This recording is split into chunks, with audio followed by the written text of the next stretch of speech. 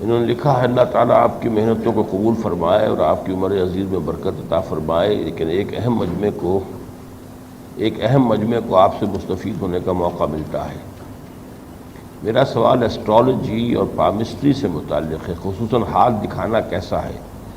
آیا یہ اسلام میں قطعاً ممنوع ہے یا گنجائش ہے؟ آج کل اخبارات میں ایک اشتہار کثرت سے نظر آتا ہے کہ شمالی علاقہ جات میں کے سابق چیف کمشنر کو اپنا ہاتھ دکھائیے، اور اس میں بعض لوگوں کے قول بھی درج ہوتے ہیں کہ میں نے اپنا ہاتھ دکھایا اور میری زندگی بدل گئی۔ تو کیا ایسا کرنا یعنی اپنی زندگی میں پروفیشن کے حوالے سے رہنمائی لینا درست ہے یا نہیں؟ دیکھیے، یہ ایسٹرالوجی اور پامسٹری، جنہیں ویسے بھی آکلٹ سائنسز کہا جاتا ہے آج کل کی اصطلاح میں بھی، ان کے بارے میں ہمارے دین کی تعلیم یہ ہے کہ اگرچہ یہ نہیں کہا گیا کہ ان میں کوئی حقیقت نہیں ہے، لیکن ان میں دلچسپی لینے سے سختی سے منع کیا گیا۔ بعض چیزیں ہوتی ہیں جن میں تاثیر ہوتی ہے، مثلا جادو ہے، اس میں تاثیر ہے، جادو برحق ہے، لیکن حرام ہے۔ اسی طریقے سے یہ کہ ہاتھ کی لکیروں میں کچھ ہے یا نہیں، یا یہ کہ ستاروں کے معاملے میں، لیکن یہ کہ اس کی نفی تو میرے علم میں نہیں ہے کہ اس کی کوئی حقیقت نہیں ہے، لیکن یہ میرے علم ہے کہ حضور نے سختی سے منع کیا ہے اور فرمایا ہے کہ جس شخص نے کسی ایسے شخص کی بات کو، کسی نجومی کی بات پر یقین کیا، اس نے جو کچھ میں لایا ہوں اس کا انکار کیا۔ اس کی حکمت بھی سمجھ میں آتی ہے، وہی بات جو میں نے پچھلے جمعے میں عرض کیا تھا نا کہ سود، جوئے اور شراب کے بارے میں کیا مشترک چیز ہے، اس میں محنت سے گریز۔ اسی طریقے سے یہ جو ہے اس طرح کی چیزیں، یہ بھی انسان کو اصل محنت،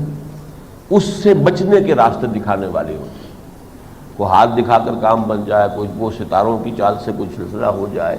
اس کے بجائے اپنی دونوں آنکھوں سے راستہ دیکھیے۔ ہماری دونوں آنکھیں ہیں اللہ کی کتاب اور اس کے رسول کی سنت، یہ ہماری دو آنکھیں ہیں،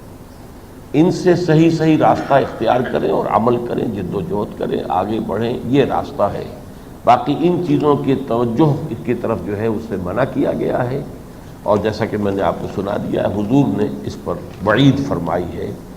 کہ پھر وہ میں جو کچھ لے کر بھیجا گیا ہوں اس کی وہ نفی ہے۔ کسی چیز کے بارے میں اگر